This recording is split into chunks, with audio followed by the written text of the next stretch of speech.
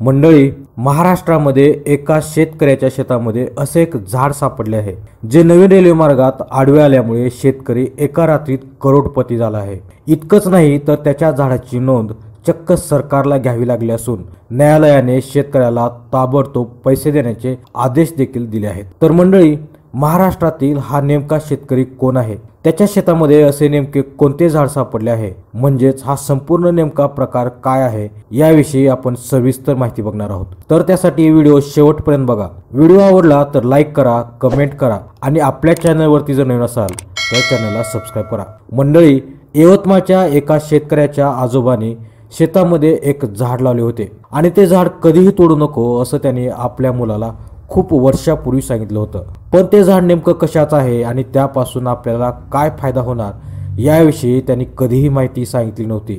पण नवीन रेल्वे मार्गाचे सर्वेक्षण सुरू झाले आणि शेतकऱ्याला धक्काच बसला। शिवाय त्या झाडाने शेतकऱ्याला रात्रीतून करोडपतीही बनवले। तुम्हाला ऐकून आश्चर्य वाटेल, मात्र हे सत्य आहे। पुसद तालुक्यातील खुर्शी येथील पंजाब केशव शिंदे असं या शेतकऱ्याचं नाव असून पंजाब केशव शिंदे हे रक्तचंदनाच्या एका झाडामुळे करोडपती झाले आहेत। मंडळी, पंजाब केशव शिंदे यांच्या 7 एकरमध्ये वडिलोपार्जित शेतात एक झाड आहे। हे झाड कशाचे आहे हे शिंदे परिवाराला कधीही माहीत नव्हते। 2013-14 मध्ये वर्धा नांदेड रेल्वेचा एक सर्वे झाला। त्यावेळी कर्नाटकातील काही लोक हे रेल्वे मार्ग पाहण्यासाठी तिथं आले होते। त्यांनी हे झाड रक्तचंदनाचे असून त्याचे मूल्य समजावून सांगितले। त्यावेळी शिंदे परिवार एकदम चक्रावून गेला। त्यानंतर रेल्वेने भूसंपादन केले, मात्र या झाडाचे मूल्य देण्याचे टाळाटाळ करत होते। त्यामुळे या परिवाराने या झाडाचे खाजगीमधून मूल्यांकन काढले। त्यावेळेस त्याचे मूल्यांकन तब्बल 4,97,00,000 रुपये निघाले, मात्र रेल्वेने ते देण्यास टाळाटाळ केली। शिंदे परिवाराने मुंबई उच्च न्यायालयाच्या नागपूर खंडपीठात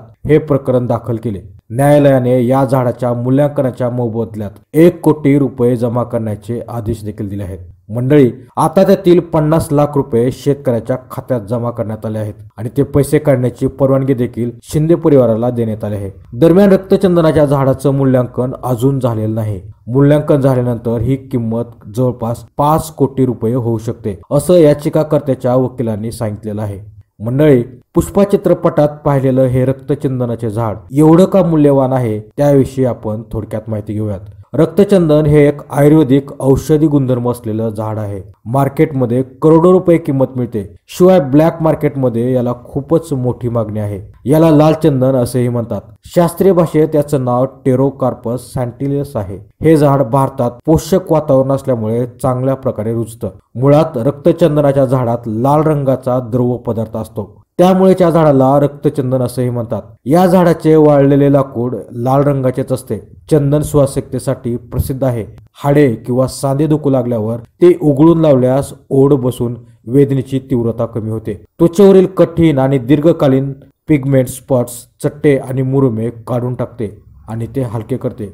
शिवाय सुगंध, औषधी गुणधर्म, कलात्मक कारिगिरी, सौंदर्य प्रसाधने यासाठी याला आंतरराष्ट्रीय बाजारात खूप मोठ्या प्रमाणात मागणी असल्यामुळे याची किंमत करोडोच्या घरात असते।